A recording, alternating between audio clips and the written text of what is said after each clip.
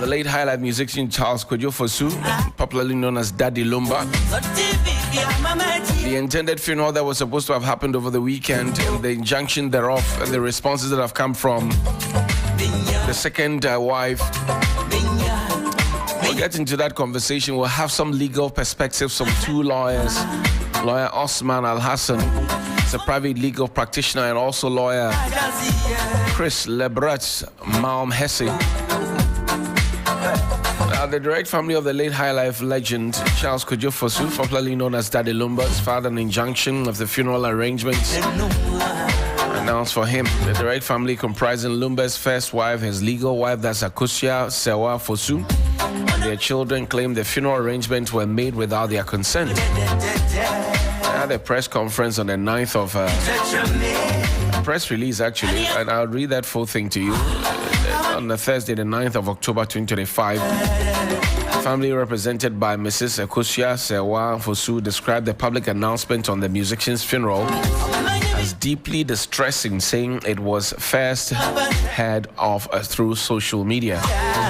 Busiapeni also, Kofi Wusu and a supposed funeral committee had acted in their own interest, according to the wife, Akusia Sewa Fosu, by fixing the date, the 6th of December 2025, without consulting the deceased immediate family.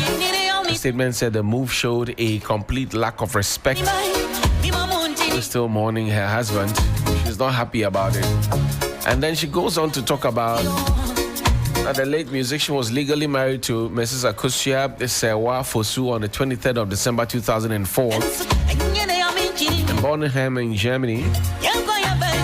And under German law, bigamy is strictly prohibited, citing section 1306 of the German Civil Code. Also, this is the full statement, by the way. Stated the 9th of October 2025 is a press release, a clarification for the direct family of the late Charles Kwadwo, aka Daddy Lumba. It comes with a logo on the right-hand side, the photo of Daddy Lumba on the left-hand side. And it says that it has come to our attention that information regarding the funeral arrangements of our beloved husband, father, and brother, Mr. Charles Kwadwo, popularly known as Daddy Lumba, has been circulated on social media without consultation or approval from his immediate family. Hearing about your own husband's funeral plans for the first time through social media is deeply distressing. This situation clearly shows that Busiapeni Kofi Wusu and the funeral committee are acting in their own interests without regard for the wishes and rights of the deceased direct family. Clarification from the direct family. We, the direct family of the late Charles Kwadwo, whose untimely passing occurred on the 26th of July 2025 in Accra, are releasing this statement to address misleading information and to set the record straight. On 8th October 2025, Busiapeni Kofi Wusu granted an interview in which he publicly announced a funeral date for Mr. Fosu without consulting Mrs. Akusia Sewa Fosu, the legal wife, and their children. This action shows a complete lack of respect for the immediate family, who must make appropriate preparations before traveling to Ghana for the funeral. Since the passing of Mr. Fosu, there's been a continuous and deliberate effort to marginalize Mrs. Akusia Sewa Fosu, the wedded wife, in all funeral-related decisions. This behavior is unacceptable and contrary to both cultural and moral principles. Additionally, questions remain about the exact cause of death, and investigations are still ongoing. Legal and marital clarification. We also wish to remind the public that Mr. Charles Kwadwo was a citizen of the Federal Republic of Germany and was legally married to Mrs. Akusia Sewa Fosu on 23rd December 2004 in Bornheim in Germany. Under German law, no man who is already legally married can enter into another marriage. It is clearly stated in the German Civil Code BGB as follows. That's 1303 BGB, prohibition of polygamy. Verbot there, okay, my German is not good, forgiving. To wait, a marriage may not be entered into if one of the persons is already married. That's the original German verbatim stated right under it. Now, what does this mean? It means that the law strictly forbids anyone in Germany who is already legally married from entering another marriage. whether in Germany or abroad, as long as the first marriage is valid. Any second marriage entered into while a prior one still exists is legally void. They said Nichten, that's what it's called, under German law. Therefore, any claims suggesting that Mr. Charles Kwadwo Fosu could have married a second wife under German law are false, misleading, and legally unfounded. The legal action that they are demanding is that due to the confusion and lack of proper communication from the funeral committee, the direct family has filed an injunction on both the funeral date and the burial arrangement until further dialogue and a consequence are achieved. The message to the fans and supporters is this: that to all Lumba fans and music lovers across the world, we deeply appreciate your love, loyalty, and patience during this difficult time. We kindly ask you to disregard any unofficial announcements regarding funeral arrangements. The family will provide verified updates through official press releases soon. We assure the public that a respectful and dignified farewell will be given to our beloved Charles Kwadwo Fosu, one befitting his legacy and the love he shared with millions through his music. Thank you for standing with the family during this period of grief. Signed, the family secretary, without a name, on behalf of the direct family of the late Mr. Charles Kwadwo Fosu. The counsel for Odobroni, that's what she's called, the second wife. I've also been writing, that's from the chambers of politician Baba Jamal, who also practices as a private legal practitioner. I'll share that detail with you in a bit, but just to guide you, to let you know that Daddy Lumba's wife and children have sought an injunction on the funeral arrangement and the burial date. They say per German law, Daddy Lumba couldn't have married another woman, whether on German soil or outside German soil. It gets murkier by the day. Helen, what do we know from the Odobroni camp? All right, so it's summarized in this way. It's a letter dated October 1, 2025 and signed by Fatih Ali Yala of Baba Jamal and Associates. The legal team stated that they are acting on behalf of the Fosu family. They clarified that Akosua Sewa has no authority to decide how the family should organize the musician's funeral. The letter explained that although Akosua Sewa was once married to Daddy Lumba, she refused to return to Ghana with him when he fell seriously ill about 15 years ago. According to the lawyers, this amounted to a dissertation, as in dissertation, under Akan customary practice. They further noted that she later presented traditional drinks to signify the end of the marriage. Okay. Now, the family's lawyers also affirmed that the Fosu royal family recognizes Priscilla Ofori, known publicly as Odobroni, that's right, as Daddy Lumba's legitimate wife. I'm quoting here. Our client informs us that Priscilla Ofori, aka Odobroni, is married to the late Daddy Lumba and was the woman who lived with him through thick and thin. And they were blessed with 6 children for over 15 years until they lived together till his final day on earth. Suffice to say that when your client deserted the late Daddy Lumba, Odobroni was there for him. It is therefore our clear instructions to state that Odobroni is recognized as is the recognized wife of the late Daddy Lumba, and same is recognized by the Fosu royal family. And that's how the statement read. When we connect with the lawyers, I would want to find out if while a marriage of ordinance is active, a customary marriage can be activated on the side. That's the first question I want to ask them. I also want to find out from them if the dissolution of a marriage of ordinance can be done with the presentation of drinks.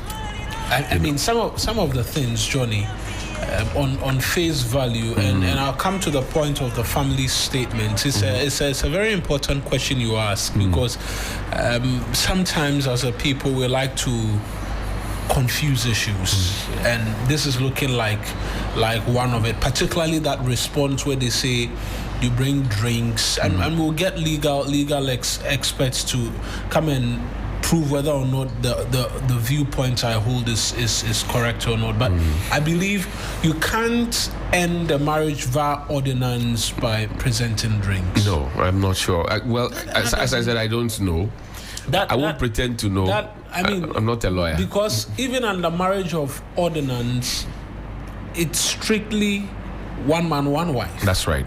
And so you cannot be seen to be engaging in having an extra wife and the conversations which so there is that. Because the understanding all through by some people is that Odobroni could possibly be a concubine, not a wife. Right. But now, at the demise of Daddy Lumba, and per what her counsel have written, she's claiming to be a wife. That's right. Right? And what is it, customary laws? Exactly. So that's what I'm saying, that when we raise the lawyers, we would ask the lawyers, can we have two customary, can we have two marriage of ordinance, one all stay side by side? Exactly, by one man, one in Germany, one in Ghana. It's a question that we must ask, and for lessons to be learned from it, for people like everybody else. Yeah. Myself, I'm married by ordinance. So you can't attempt to want to. No, you'll be in trouble. You'll be in trouble. As for that, my lawyer told me before I entered. He said, this one you are entering, is a gate of no return.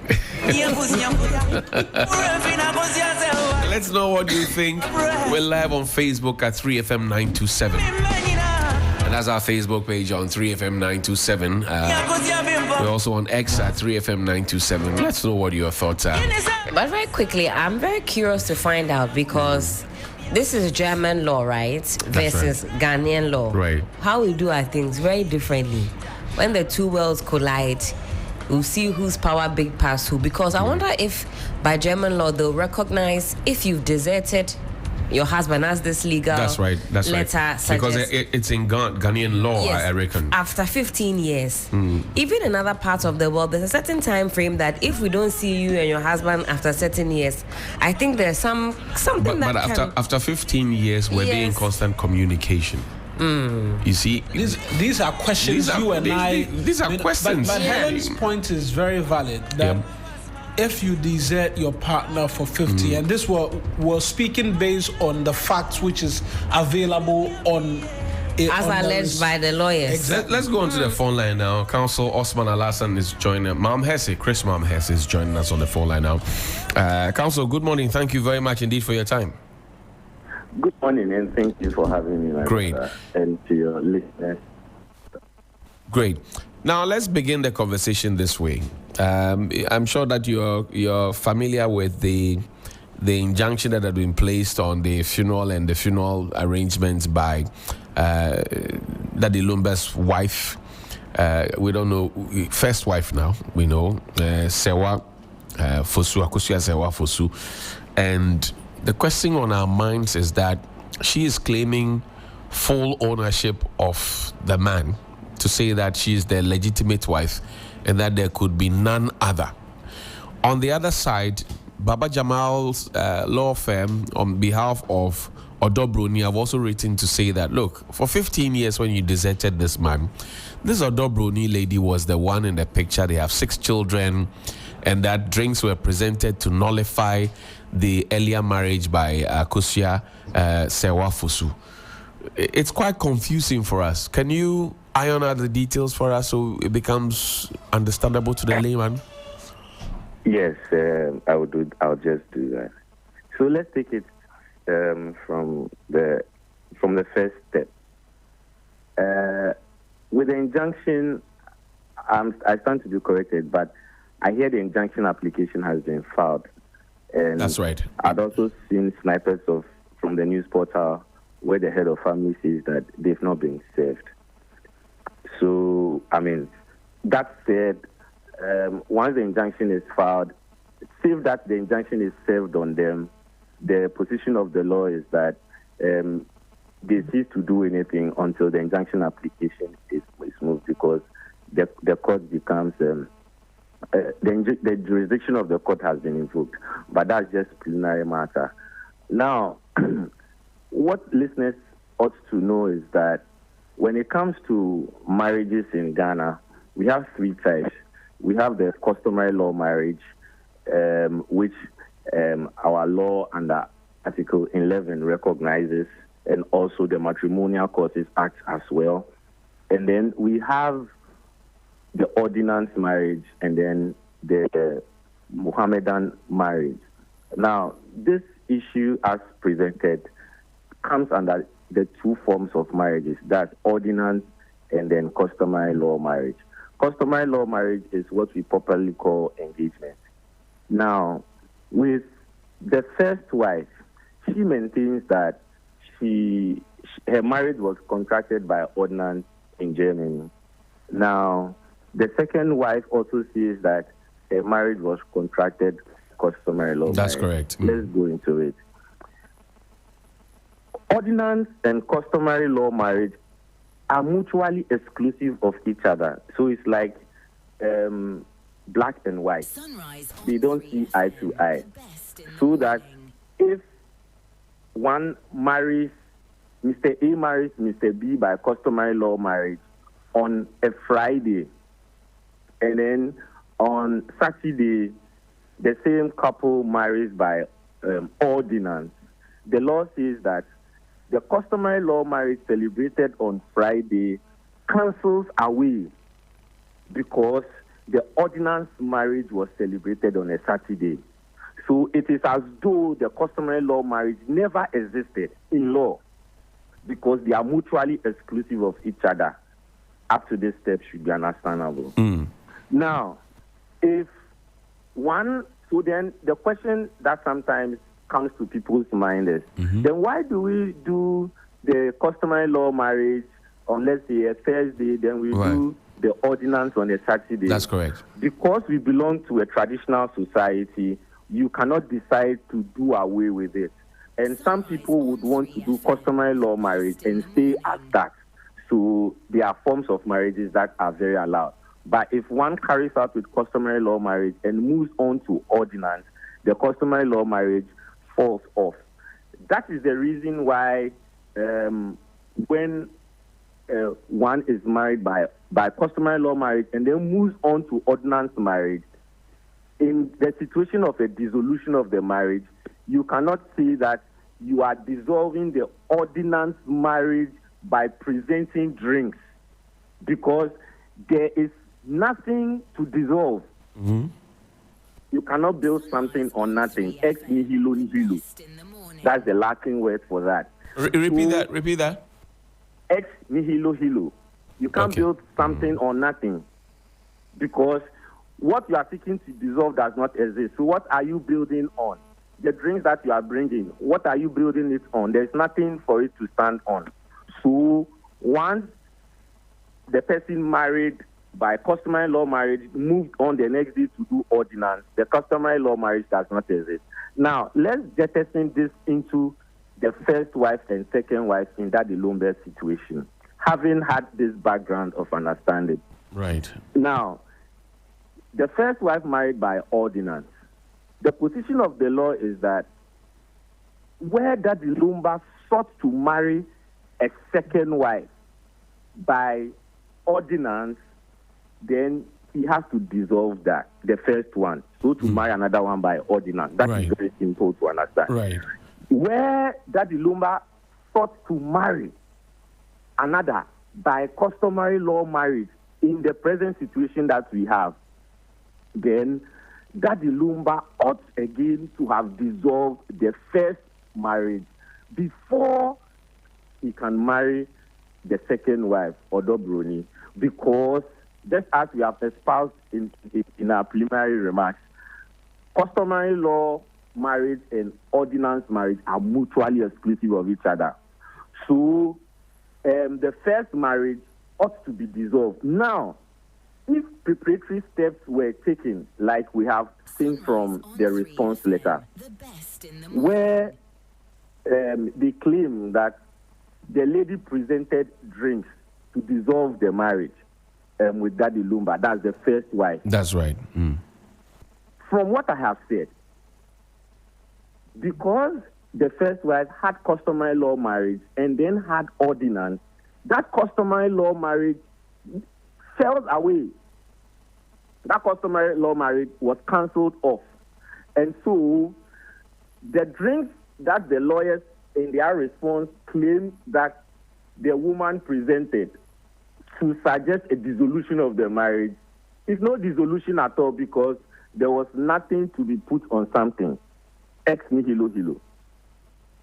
And given the situation that there was nothing to dissolve, the first wife's position still remains in law as technically being the wife. What about those who would ask the question that this marriage was contracted in Germany? We are in Ghana. We are minding our business. How do you cross the border to come and tell us that you married in Germany, so we should respect it? Does German law apply in Ghana? Somebody would ask. So German law does not apply in Ghana, but when it comes to dissolution of marriages, the law looks at sometimes where the party are seeking to invoke the jurisdiction of another country in order to have the marriage dissolved. So it is about the parties, it is about the two parties seeking to dissolve their marriage and invoking a particular jurisdiction's laws to apply to the dissolution of the marriage. We do it all the time. You understand? So in this situation, drinks brought forward to dissolve the matter had nothing to do with the ordinance marriage, because in law, you cannot use customary dissolution to appease ordinance. You have to go to court and have that dissolution done. It does not also stand to say that you cannot dissolve customary law marriage in court. People sometimes misconstrue or they mislead themselves to believe that, oh, let me go and marry somebody by customary law marriage, and then when I'm dissolving the marriage, nothing happens. I have done that in court. Section 41 of the matrimonial code is that if you want formal decree and the release, alimony and all of that, you can go to court and have customary law marriage decreed in court, and then you get rights to the child, alimony from the man and all of that. Now, that aside, if Daddy Lumba had sought to marry the second wife, just as I said, he should have dissolved this in court and then moved to the second one. The name sometimes confuse me. Odobroni.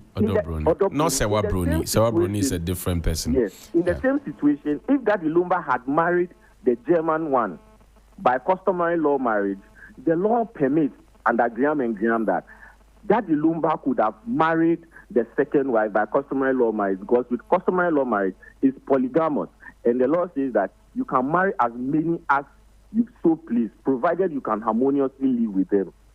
You get it? So this would be my preliminary answers to your question. If you have any further question, you could ask of me. Now, the injunction and if you will, the injunction also on the funeral date and the funeral arrangement has become very topical. There's an Ebusuapinyi in the mix, or a supposed Ebusuapinyi in the mix in the funeral planning committee, that the wife, Akosua Sewa Fosu, and the children of Daddy Lumba say that they were not involved in the planning of the funeral. Do they have a case in law? So again, when we move to that arena, the locus classicus. When we say locus classicus in law, we say that's more like literally means the main case, the most profound case in that area is called Nikwe and others versus Uku. It is a 1993-94 Ghana law report case. And before I come to the I, this matter had to do with one prominent gentleman who also belonged to the fraternity of Freemasons, and upon his death, the wife and the children applied to court for an injunction and also filed a writ as well. And amongst other things, they claim that And just like they claim that they are the rightful persons to administer the funeral. And at the time, they also wanted to bury the deceased at Osu Cemetery. So they claim all those reliefs. Right. And Oko, representing the family, both maternal and paternal, counterclaimed with his reliefs, and also claimed otherwise, that it is the family that has the right to administer, procure the body from the morgue, organize the funeral, and then also the burial at wherever the family chooses. And the court agreed. And the profound statement that the court made was that the wishes, and this is exactly what the judge said, the wishes of the nuclear family, that includes the spouse and the children, right, merely remain wishes. And the family is enjoined to hear them. But when it comes to a deceased body, it belongs to the family. And it is the family that decides on the funeral arrangement, procurement of the body from the morgue, and the burial of the deceased person. The family is entreated or enjoined to hear the wishes, underlying wishes. So whatever the nuclear family wants, so assuming without admitting, given the analysis that are given, that the German woman is the wife, given the explanation, then what she is enjoined to do is to express her wishes to the family. And the family is to merely consider them as, okay, you want this, you want that, you want the man to be buried on this date, you want the man to be at a certain venue and all of that. We have heard that. The family will consider those things. And that is it. The family is not bound by law to follow the details of their wife and her children. That's it. So that is the position of the counsel, law as far as that is concerned. Counsel, let's assume... Mediation is rather the way to go. Right. I'd had a situation at Tema at the time when Nana, now Court of Appeal judge, was at Tema. Right. I mean, it was a very brutal situation. But at the end of the day, calm heads prevailed, and the deceased woman had to be given a befitting burial. Counsel, let's assume without admitting that Akosua Sewa Fosu was married to Daddy Lumba per customary law in Ghana before they sojourned on to Germany. And then also assume without admitting that Odobroni also went through the same customary process. Can then we recognize both of them as wives in this circumstance? Perfect. So under the case of Graham and Graham, perfect. Because that's customary law marriage, and in fact, the customary law marriage principles says that, I mean, Daddy Lumba could have even gone beyond, given your hypothesis, could have gone beyond Germany, Brunei, and even to a third or fourth person of faith, provided he could have lived with all of them, because in the hypothesis, he married all of them by customary law marriage. But once there is ordinance, and it's the same thing, assuming without admitting that Daddy Lumba married Odobroni by ordinance, or let's even say customary law marriage like it is now, Daddy Lumba could not have married any other woman, or in this situation, the German woman by ordinance, because they are mutually exclusive of each other. And before he could move to marry the German woman by ordinance, Daddy Lumba ought to dissolve the customary law marriage he has celebrated or contracted with the Ghanaian one before he can cross carpet to. Other than that, the Ghanaian one will not be wife at all, will merely be enjoying concubinage, and it is the children who will benefit from the estate of the deceased. And this leads us to look at the wills and testamentary situation, given all these analysis.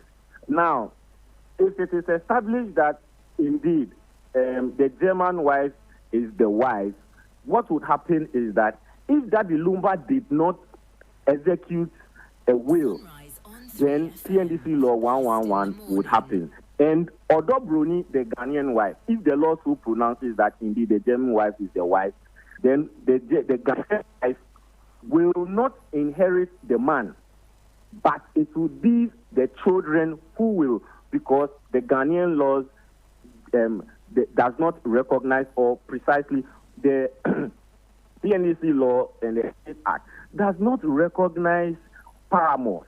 So paramours are people we classify as girlfriends or people in concubinage or cohabitation. So that is the situation of the woman. But if the man did a will, then definitely the wishes or the testament of the man would dictate who gets what and who does not get what. That one would save the situation. Two families have locked horns, and hopefully they're in court. The courts will decide. But, counsel, as an African man, that when a man dies and he has a wife or wives, widowhood rites are performed. They are an integral part of the funeral process in the run-up to the burial, or if you like, the aftermath, or wherever the family decides to place it. Yes. In this particular case where the quagmire has been marred, who gets to take the widowhood rights? So from the legal analysis given so far, by way of education, not that we are usurping the powers of the court, but for the public to understand customary law, marriage, ordinance, and all the nitty-gritties, all the legal angles that pan out. It suggests that, even analysis suggests that the German one, unless there's evidence to prove otherwise, the court could pronounce that she is the wife. And that would allow her to carry out the widowhood right. But she will not have authority, legal authority, let me use that word, legal authority, to decide on when the burial should happen, where the man should be buried, and all of those things. To the extent of the widowhood right, the court could pronounce, given authorities thereof, to say that indeed you are the wife, because Daddy Lumba did not finish with the processes of dissolution. And I once made this on pronouncement on your platform, and it went viral. That had to do with that. There are a lot of people who are stuck in their marriage. They moved out of their homes, and they believe that, they've brought some drinks, so the marriage is dissolved. It is never. Technically, you are still married to. That is what has happened to Daddy Lumba. So many should learn from this. If you don't have money to get to a lawyer, have an arrangement with the lawyer and make sure that your past is cured. If you leave it as that and you move on, it will not come to hurt those you've left behind. And this kind of, the word you use, quagmire, would now prevail, where there will not be peace in the family. When the drinks were presented, ask from the facts, unless the facts are not right. All right. Where the woman presented the drink that she's no longer interested in the marriage because Daddy Lumba is involved in the marriage of things, and because of that, she's unable to live with those things. Daddy Lumba should have followed to dissolve the marriage in court, because that is where the marriage was contracted. But he failed and believed that marrying Odobroni by customary law marriage, once the drink from the woman's side had come, that is all. You cannot use customary law principles to dissolve ordinance. And this should serve as a wake-up call to persons who are existing in such situations. If you are no longer interested in the person, please get a lawyer, especially if it's by ordinance, dissolve it, so that tomorrow, I was once in court when a matter like that came, just a short one. The man lived with the woman very industrious. The woman moved to Takrady, settled there, very industrious, had companies. After 40 years, the woman died, but in Takrady, married another man in Takrady, and now came to Accra apply for letters of administration. And the man here caveated. The question is, who is husband? And the law was simple. And we were all at the bar laughing and smiling. And we proffered opinion to the bar, from the bar to the bench as amicus curiae. And we all concluded that, my lord, indeed, the husband at Takrady is merely a paramour. He only engaged in cohabitation because the marriage that was contracted in Accra was never dissolved. When the woman moved to Takrady, she ought to have dissolved this particular marriage and moved on. So the man was merely a caretaker husband, a busybody husband, in the layman's sense. A middlesome interloper. To deal with the legal matters so that tomorrow he will not come to worry us. Now, there's a conversation about 15 years of absence from the marriage, which occasioned the advent of Sewa or Dobroni, forgive me, and then there are 6 children which have come out of that marriage. Within the confines of our law, how long should a spouse be absent from the marriage to warrant a nullification of that marriage automatically? So now, one of the factors to dissolve a marriage, and the main ground to dissolve a marriage, one of the factors is desertion, and the main ground is irreconcilable differences. Now, it is true, and it is right from what you just said, that for 15 years, Daddy Lumba has been absent, and which we would call desertion. However, it is for either of the two to file a petition, for the other to file a cross petition, or for the other to respond by way of answer to the petition, and cite the grounds for desertion. Now, the dissolution was never triggered. To cite that factor of desertion and conclude on the singular ground of irreconcilable difference, and based on that, the marriage should be dissolved. Now, given the absence of these legal steps, do we say because that existed, the marriage is dissolved? No. Technically, the marriage is still there, because once there's no dissolution, there's no decree of dissolution, we cannot say that because there existed certain matrimonial offenses or factors that dovetails into the dissolution of the marriage. No, they are merely matrimonial offenses or factors that can trigger the dissolution, that persons in the marriage can rely on, just like we have unreasonable behavior, just like we have desertion mentioned, man not being able to live for the woman for 2 years, for 5 years, adultery, and all of that. So all of these things are cocktails of factors that one can side on in order to trigger such relief for dissolution of the marriage. But once that litmus test was not crossed, the marriage technically still existed. Interesting. Counsel, I thank you very much indeed for your legal enlightenment this morning. We're grateful that you could join us on Sunrise on 3FM 92.7. That's lawyer Chris Malm Hesse. He's a private legal practitioner sharing some nuggets of wisdom. Helen, you hear? You hear? You hear him? I hear him. You hear him clear? Loud and clear. Okay. I think... No standby husband and no caretaker husband. At all. No German husband, no British husband. Yeah. No, and I hope... If you are British, be British. Yeah. If you're German, be German. That's it. Thank God. I know somebody's listening today and maybe now they're a bit confused about the way forward. This is free legal consultation that you've had this morning on the Sunrise Morning Show, especially because of that relationship between our customary laws and what happens elsewhere as far as the legality is concerned. In particular, that last leg of the conversation about what happens if there's desertion, the absence. And even in that case, you have to put a petition forward. Right. You have to make a point to dissolve the marriage. Exactly. To bring an end to it. Exactly. Because if you leave it hanging, you may not know what would happen. Exactly. Because this is pure confusion that we have now. I don't know what's going to Egbeta. happen.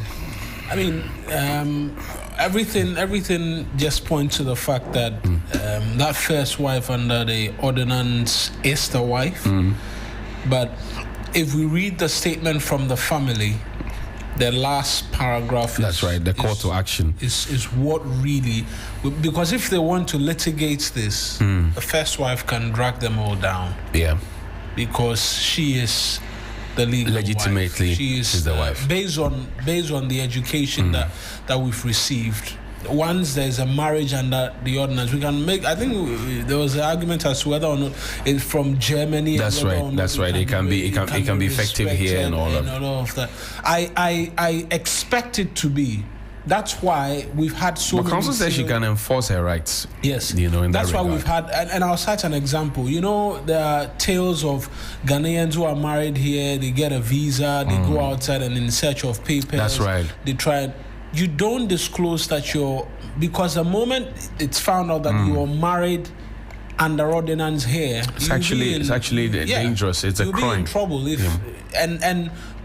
it's very different legal systems. Common law in the US, it's civil and all of that. It's very different, and so it's still enforceable. And so based upon that alone, she is the one who can decide to drag everybody down. But the family says, look, let's all come together. Let's have a conversation. I think it's not in all matters that the law should be used, because sometimes in the case of I am right, you are right, somebody must be right, something is lost, which is given DL the befitting peace and burial that he might deserve. Yeah. And so it's very important that they come together and leave this out of the court of public opinion one, and then the court in itself proper. Go sit as a family, put heads together and find a way to proceed. And that I think is the best way out of Talking this. a lot of law, you're taking me back to my media ethics and regulation class. 1066, that's when the Norman Conquest common law. Yeah. Charlie, man learned so. I know we don't see them at I make who.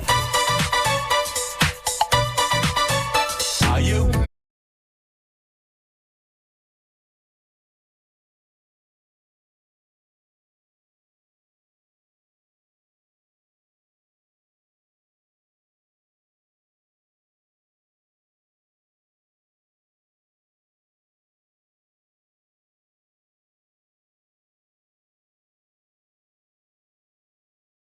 Return from the break.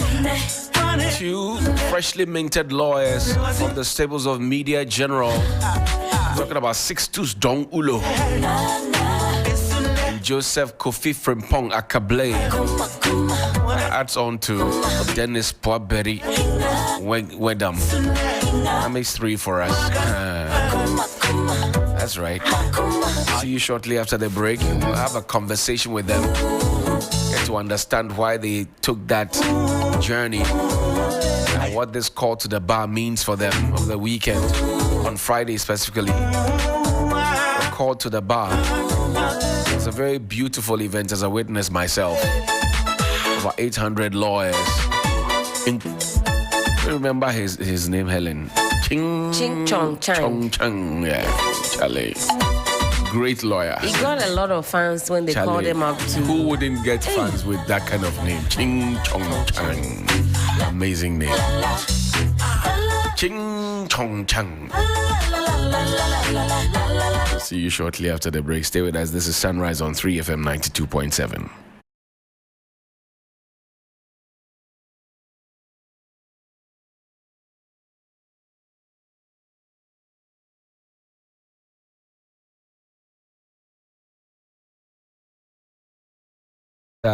I'm just talking about changing your winning plan and also making sure that you're getting some more money. The luckiest is back again, bigger and better, with chances include that you change your life. Let me show you how you do it. There are 2 easy ways to get in the game. First, grab your phone and dial *712#. Choose option 1 to buy a ticket for yourself or option 2 to buy for someone else. Want the system to generate a lucky ticket for you? It's so easy. Go with option 1 again. Prefer to choose your own ticket number. That's for option 2. Confirm your payment with Momo and you're in. Now, the online way. Let me guide you. Head to theluckiestafrica.com and register. Tap on community tickets to either pick your own ticket, your own lucky number, and let the system choose for you. You can buy a ticket for someone else too. It's that easy. When it's time to pay, just use your Momo, enter your PIN if you are in Ghana, or pay with your card if you are abroad. One ticket can multiply your money by 500 times, and your whole community could win 10 times over. This is your golden chance. Hop on and let's get lucky together, because luck is everywhere.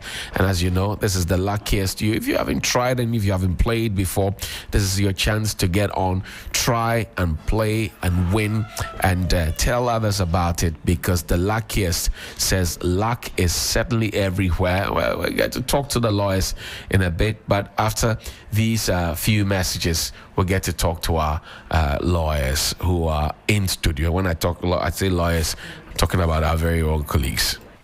Mimo Club, but Ayo Health Center. Say na to me.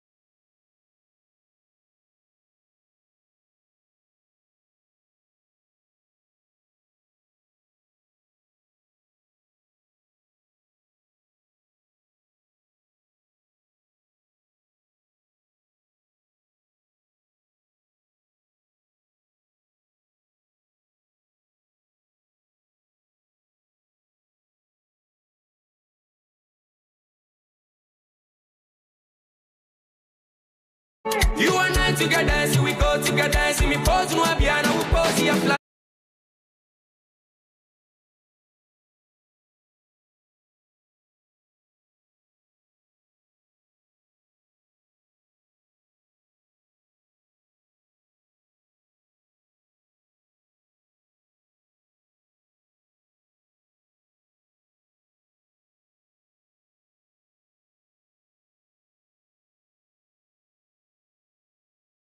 You know that Ghana's most beautiful, the best pageant you have in Africa. The finale coming up. The wait is over. The grand finale I've been waiting for all through here. Ghana's most beautiful 2025. Join us on Sunday, the 19th of October 2025, live at the National Theatre at 8 p.m. sharp. Etonam, Sika, Asakia, Nana, and Ajoko light up the stage in a battle of pure talent, grace, and brilliance. Who wins the crown of Ghana's most beautiful 2025? It's the most beautiful, delectable lady. At the National Theatre and find out. Tickets are out for 100 Ghana cedis only. You can get them through the e-ticket platform. The code is *928*12*3#. Take that again. *928*12*3#. You got to support your favorite contestant to win by dialing *713*13#. That's *713*13#. And then you can get to choose your favorite to win. Also, by downloading the MG Reality app, you get a chance to vote to decide who becomes Ghana's most beautiful 2025. The GMB 2025 grand finale, a night of dreams, drama, and destiny. Who emerges as the winner? Find out on Sunday, the 19th of October at the National Theatre, live at 8 p.m. Also be on TV3, First News, Best in Entertainment. But I tell you what, having hosted the show for 5 years, you have to be in the auditorium to feel it, to see it, to enjoy it, to immerse yourself in it. My God.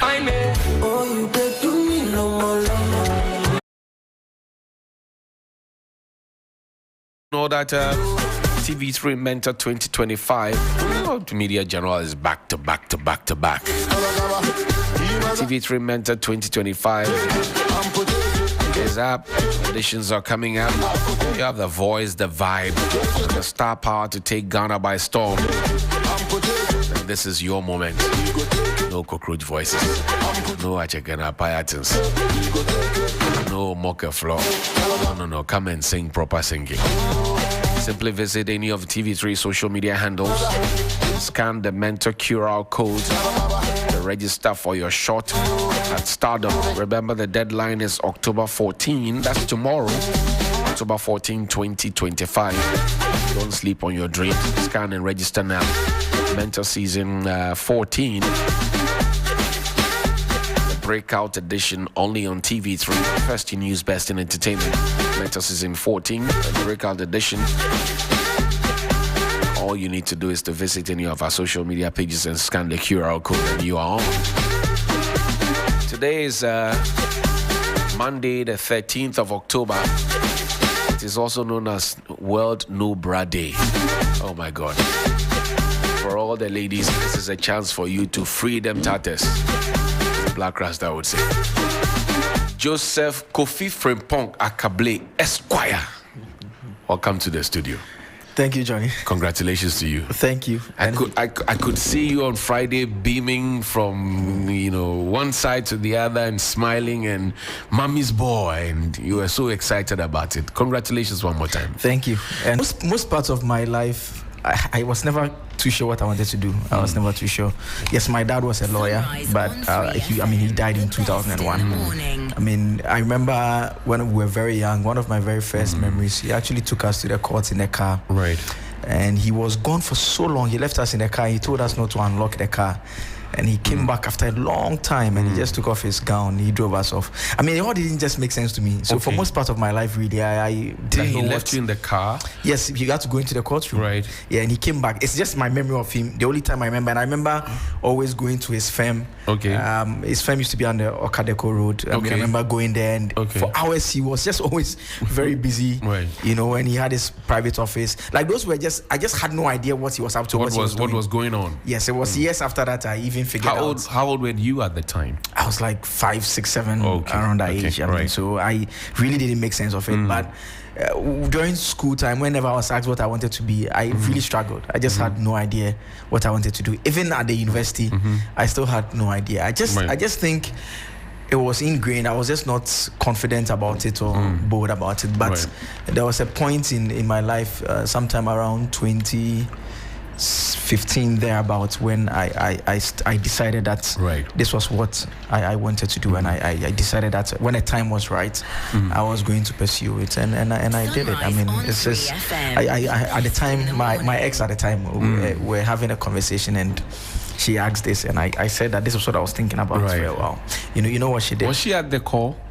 We'll come there. I'm interested. No, I don't want to miss that. We'll come there. Okay, we'll come there. Yeah, so I mean, no, it's important. It's an important part of the conversation. So we had this conversation, and I told her that this is what I was thinking about, and she said that I think you should start now. And I was like, I don't have money. I'm not ready. I'm not ready. And she was like, no, you should just start. I went. I took a nap. By the time I woke up, she had called the school, Wisconsin. Then they brought the admission form, the law school form, the application form. She bought it for you? Yeah, she bought the form. They brought the form to the house because she said that if she had left it, she knows I'm not going to do it. They brought the form. I filled the form there, and then she took it back. She gave it to the rider. The rider took it back. On the interview day, she took me in the car. She took me to the interview. Then I was admitted. Then started the journey. I see. So I mean that's an important part of the story. That's why. But was she there at the call? It. Yes, she was there. I see. Interesting. Okay. But you didn't see her. You didn't see her. No. I don't know her. So I know you're trying to reflect on this. So you didn't see her. No. I don't know her. How would I have said? How can I say I saw her? I mean, so that's how it started. And once it started, I mean, from the level that I started at, it was supposed to take 5 years, and it took. Memories of your father and how he practices law came into mind occasionally. Yes, it did.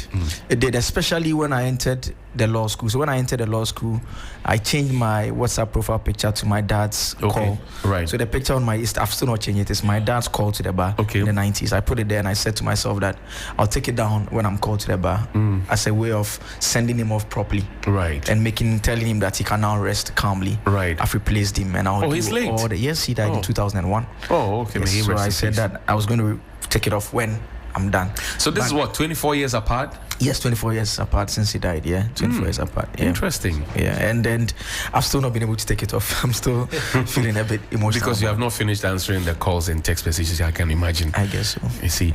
Now, for many who would just look at Joseph Akabley, journalist, communications person, now a lawyer, what should it mean to them and to you?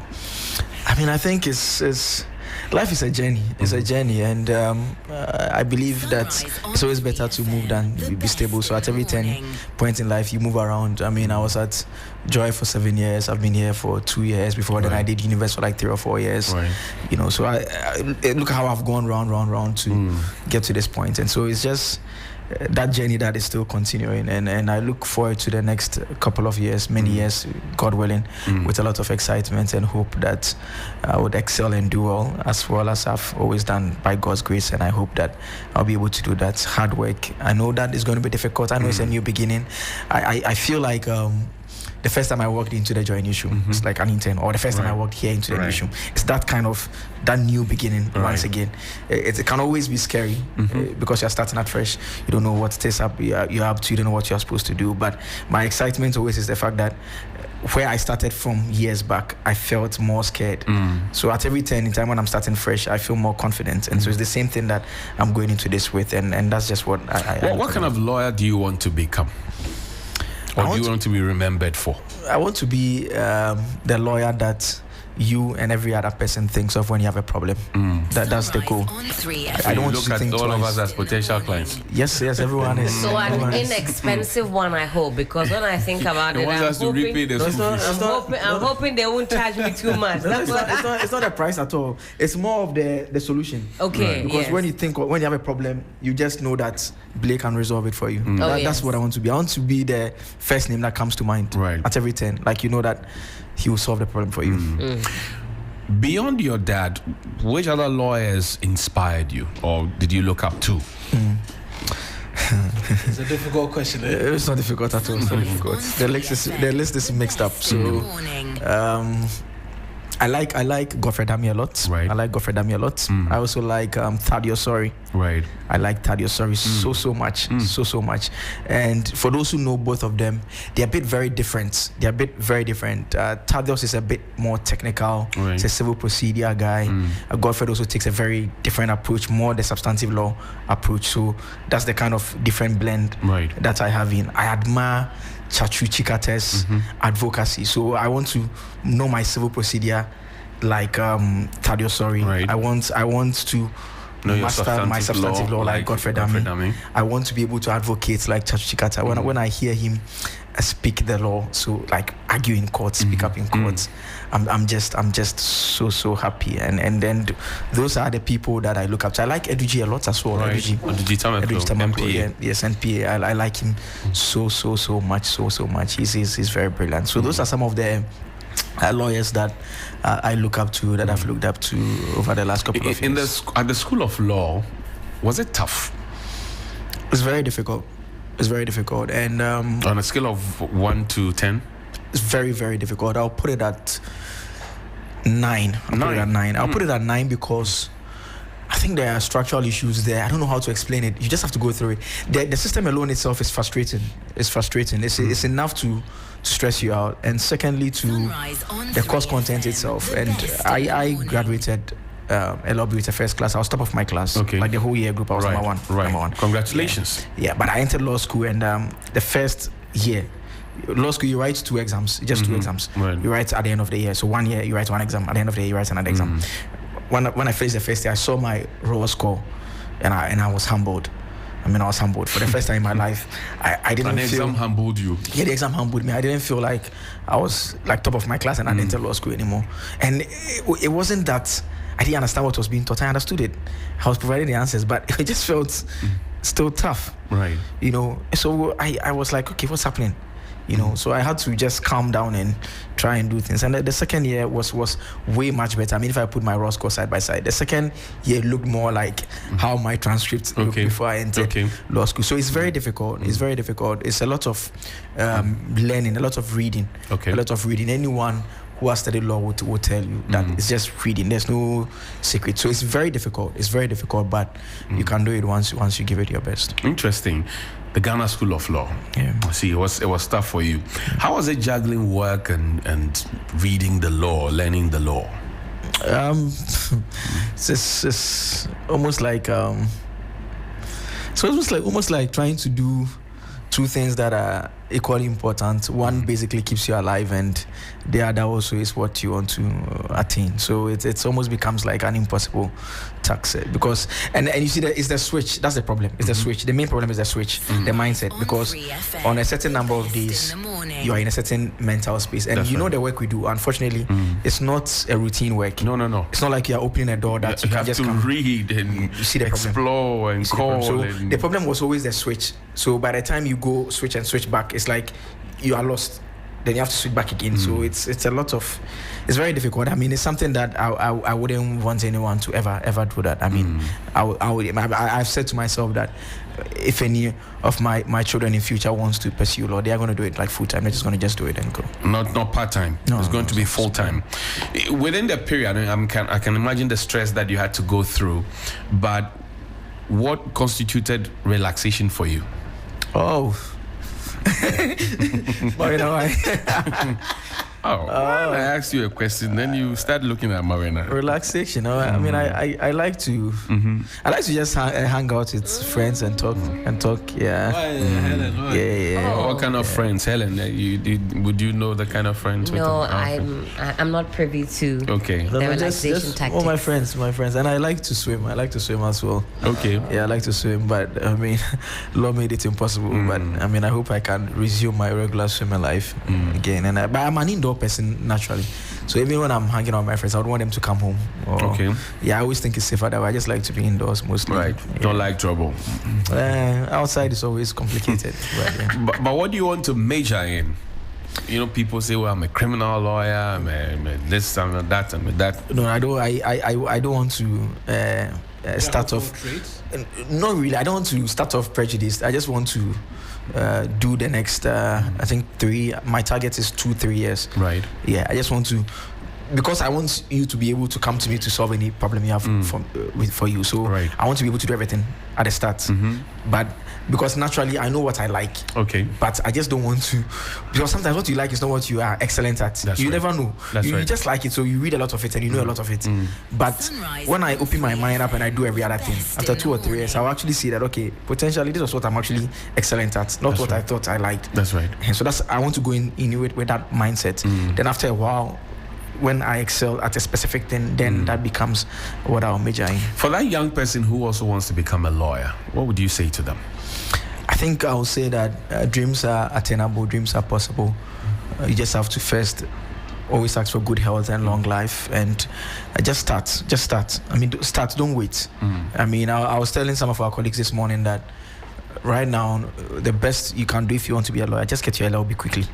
Especially now that there's whole conversation about changes to the legal system, training system, and all of that. Just get your LLB. Just start. Don't wait. Some of my colleagues, are a colleague of mine. He actually, 2 of my colleagues, they own 3. They own their own law firms. Okay. When I was doing undergraduate, they were doing their undergraduates. They own their own law firms, 3 of them. So they are roughly about 7 or 8 years at the bar. Okay. Yeah, there are some of them who are senior prosecutors. There are some who are partners, managing associates in various law firms and everything. And all throughout, all I said to myself was that I remember one of our colleagues, journalist Mama V Osabwa, she's at the Attorney General's department. Right. At the time she was going to pay the form, she told me that let's go and do it. Actually, I don't have money. I'll go when I'm ready. She's almost like 2 or 3 years ahead. 3 years I think ahead of me now. That's right. You know, so you just have to start from somewhere. I think a lot of we tend to be scared about so much. A lot weighs us down. We're always telling ourselves, what if this? Right. I mean, why not? If it's the things that make it possible, why always the things that we think will not make it possible? I don't have money. It's stressful. Can I do it? Just start, and then you just begin.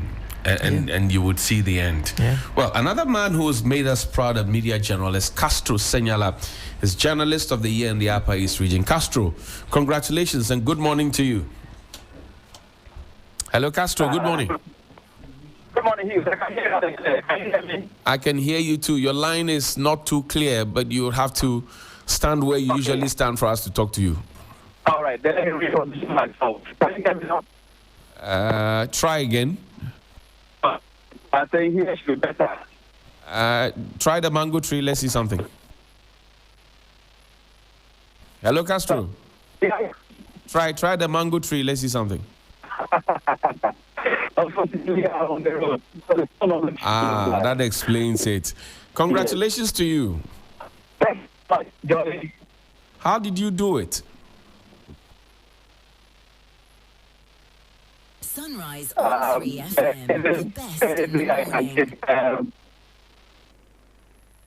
Hello, Castro. I can hardly hear you. You would have to raise you back on the phone line. Let's try and raise him back on the phone line. Blake, let me come back to you. On that day at the Accra International Conference Center, when your name was mentioned, what ran through your mind? I was Joseph Kofi Frimpong Akable. It was a lot of excitement. I was happy. I was very happy. I was just very happy, and it just all felt that. I think my emotions were more when I signed the role of lawyers. That's right. We signed it actually before we were called. I signed mine before we were I called. saw some people signing afterwards. So Yes. chaotic. Yes, I did it before. So it was at that point that I felt very emotional. But when I was up on the stage, I was just so tensed, and it was like a weight had been placed on me. I didn't even do the bowing. You know, when you take the certificate, you're supposed to bow before and after. That's right. I did that before. I didn't even do the after one. I forgot. I just forgot. I was just, I just wanted to just get to sit down. But I was very happy. You just wanted to hold your certificate. I was very happy. And it was the only thing I didn't let go. I see. Okay, let's connect on the phone line with another colleague of ours. In fact, the producer for the morning show, 62's Dong Ulo. He couldn't make it to the seminary. In fact, he did at some point, but he stopped. But he's made it to the bar. Counsel, congratulations to you. Thank you, Johnny. And good morning. How are you doing? Good morning. I'm good, though. Freshly minted lawyer. And how does that feel? Very excited. Very, very. I'm actually very happy about this because it's been long in coming. I have been called lawyer by many when I wasn't a lawyer when I was a student. Even when I was just a court correspondent in my previous employment. Right. Many started calling me lawyer. So I started enjoying the title. And I was feeling the joy of being called lawyer when I wasn't actually or a lawyer properly so called. So I'm very, very excited to finally end it. See, now I know that the people of Ulo are excited about this latest addition to your feeds. Tell me, in the land of Ulo where you come from, or from your corner, how many lawyers can we count? Are you the first? It's interesting that you ask this because I was speaking with one of my uncles on I think Friday night or was it Saturday morning, and he said they sat and they were trying to check to see what number am I, and they realized I'm actually number one. Whoa! Yes. So within the traditional area, the Ulo paramountcy, according to them, I didn't really even think about it, but according to them, I'm the first lawyer coming from the Ulo paramountcy. Wow.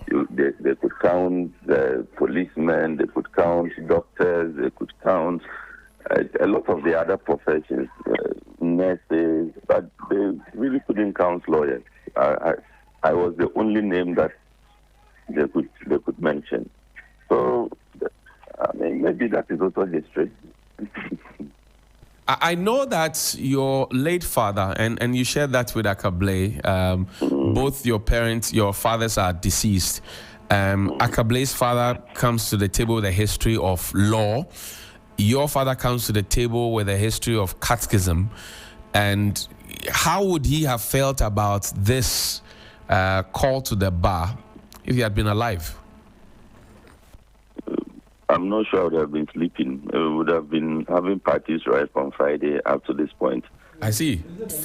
Growing up is the one dream that we shared.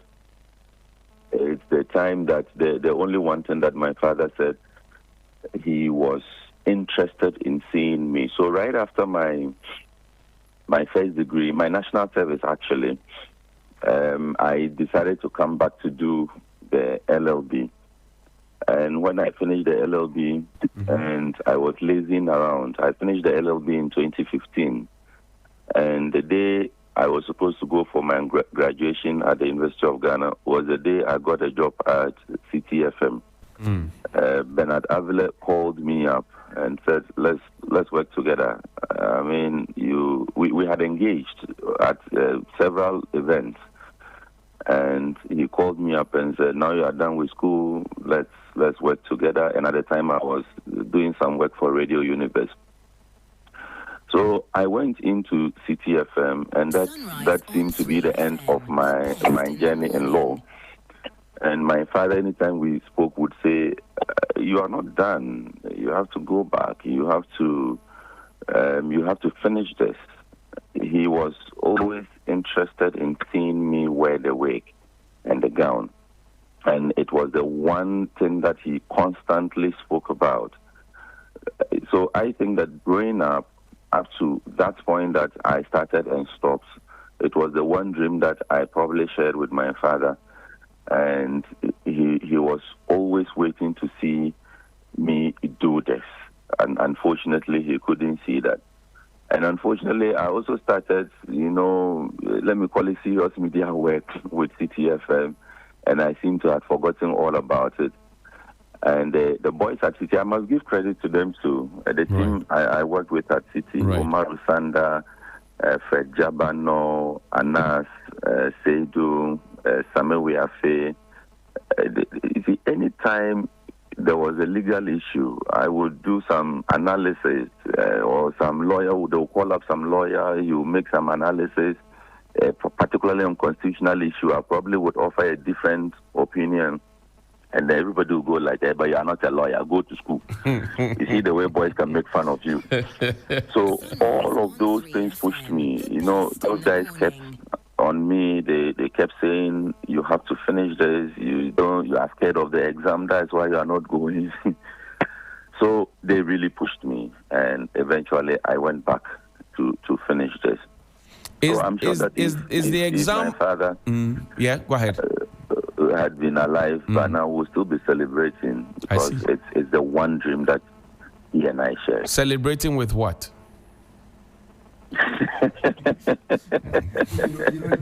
I think Johnny knows the answer to the question. I don't have an you answer. Actually do. I'm only doing my work. Please leave me alone to do my work.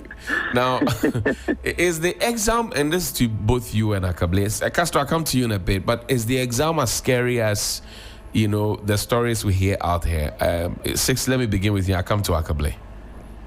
It is very scary because it's a one exam that you can never be sure whether what you wrote is what it is, or the examiner would have a contrary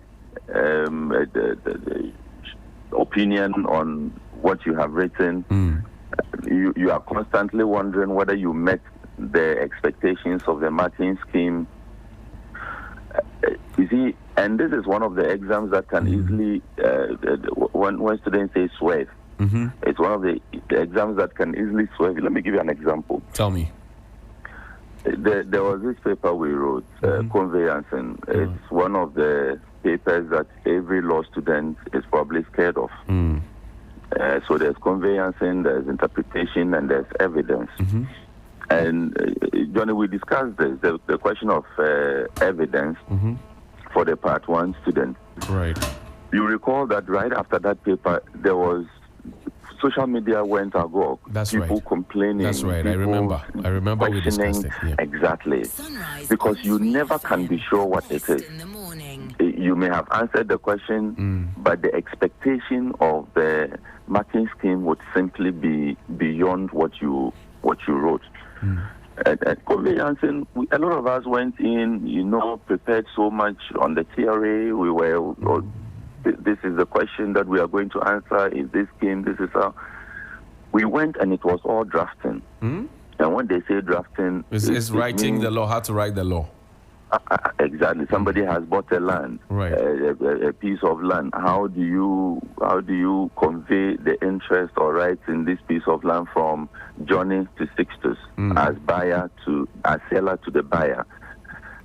So we went into the exam, and this was it. So when we came out of the exam hall, everybody started complaining because you couldn't understand that, as we always say, something that in the normal, regular practice of the law, you even have a template. As a lawyer, you don't have to put it in your head. You just have to fill a template. Right. But you're expected to memorize this and reproduce it in an exam hall under the pressures of time and the crisis of exam. I see. So it makes it sometimes very difficult to understand what really legal education seeks to do, or how they seek to mold the law student into a lawyer. Blay, Is that scary? Yes, I agree. I'll just give a very simple short example. I mean, the first year result that I was talking about earlier on, when the paper that was very difficult and I didn't write law. I mean, company law and commercial practice. I wrote the answer and I knew that I had not written law. Like, I was so scared. You're just writing literature. I just, you get it. I mean, that was my highest score in part 1. Whoa. The paper that I thought was very easy, civil procedure. You had written law. I had written and drafted everything nicely. That was my lowest mark. Whoa. Yeah, that's how I'll answer it. That's just how confusing I see. That school and the exams is. But I mean, it's all of us, so that's what matters. Let's bring Castro into the conversation, because Castro won a couple of awards and also was adjudged the Journalist of the Year for the Upper East Regional GJA celebrations. Castro, welcome back. Thank you, Johnny. And congratulations to you. Thank you very much. Journalist of the Year 2024, Best Conflict and Security Journalist 2024, Best Good Governance and Accountability Journalist 2024. You are a champion, Castro. How do you feel? I feel encouraged, Johnny. Honestly, I feel encouraged. It's good to know that my people appreciate what I do. And when I say my people, I mean the people of Upper East. It is a very volatile area. And so if you work as a journalist and you are appreciated this much, then it shows that the people are watching quietly and they do appreciate what you do. So it's a great honor, and I feel encouraged to do more. I know you do your work with a lot of diligence and dedication, and this is a new feather in your cap, or a couple of them in your cap. But going forward, what should it mean for you and for other journalists who are also in the Upper East region and across the country doing their work? Johnny, like I stated, it's an encouragement, a very big one. And so going forward, I'm encouraged to do more work, especially noting that the committee was headed by not me person, by the whole Professor David Miller, who is a respected professor, known for so much, to have done so much academically. I feel encouraged. I'm going to do more. And I have very few words for my colleagues in the media. I've always said that, look, especially with the Baku issue, if we all continue to shun away from it because we are present day in, day out, how will we get the voices, especially of the innocent people, the thousands and thousands of innocent people who are residents in Boko? We have to continue to do our best. And also, I've always said that, look, no matter what you do, even if you clean the gutter, continue to clean, because somebody is watching. There are people who are watching silently. They will always tell you that you are doing well, but at the appropriate time, when they get opportunity, they will do.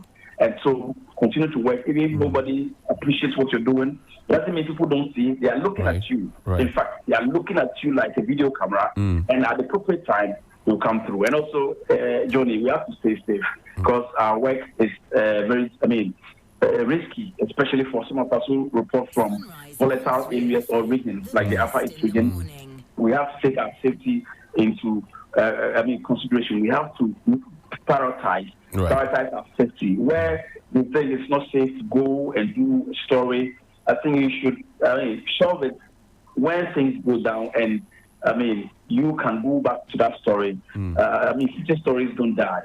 Even if the first angle you're looking at appears to have died, you can always turn it around to a different angle and work it out. And I think that's the best I can do. Congratulations to you, Castro, Journalist of the Year, Upper East Region. We're proud of you. Very, very proud of you. 6-2, your former friends are here, Helen Appiah-Ampofo and Eric Mawuena Egbeta. Former friends. They are here. 6-2 is on the line. Your former friends are here. DJ Abiam as well. The entire team, Frederick Kunzu Tiani, all of them, your former friends, they are here. The excitement, 6-2, is still... I don't even know what to say. We're so proud of you. We're so excited for this journey. Nobody deserves this more. Seeing you on this journey, I always told you, you work so hard and you deserve this and more. So more grease to your elbows. Because of you, I'm going to look for trouble today. Today, and you know, for me, it doesn't take too long. You have 2 lawyers, so you are sport for choice. Sport for choice. I've already contacted Blaze, so he knows what time it is. Sixtus, over to you as well. Sixtus, your closing thoughts as we wrap up the show this morning. What do you have to share with the world in a minute? I just want to say thank you. Thank you so much to you guys for all the support, for covering me up with the work as I did this, for encouraging me. You were all part of the story. I want to say thank you so much. I'm sure that you would have been part of the party, and you will be part of the party. The one that Helen and Johnny and Mawuena will be sponsoring. The entire your line is not clear. In fact, we don't like the tone of your voice. It's time to go. But Johnny, let me just say that finally, Coach Otoado must go. Oh, please, this is not the time, please. This is not the time. Even as we are celebrating, you are still on this time. We wish you all the best. Bye-bye. World Cup. Bye-bye. Caroline. I can believe you have the closing thoughts. You have the final word. What do you share with us? This appreciation. I thank all of you. Yes. Thank all of you, everyone, for the support. So please thank your family people. Yes. They will start chasing you. Oh, I've thanked them, sir. I'm tired. I'm tired. But yeah, thank everyone for the support and everything. You know, I did the last one. I was in the same class with Sixtus. Yeah. And, you know, I always mischievously pronounce the I in his name with an E. Yeah. Don't say it on there. I'm not going to say it. So whenever he was always answering a question in class, I was always shouting the E1. Right. And he always, no matter where he is and where he's holding a microphone, he always say that it's only one person on this earth who will be doing that at the back. And the lecturer asked him who. He said, I can be, of course. Yeah, but it was memorable. And thank everyone so much for the support. The outpour of love has been amazing. We thank everyone so far. God bless each and every one of us. Thank you very much, freshly minted lawyer Joseph Kofi Frimpong Akable and Sixtus Dong Ulu here, right there. And guys, we have to go. It's birthday time, is it not? It is indeed.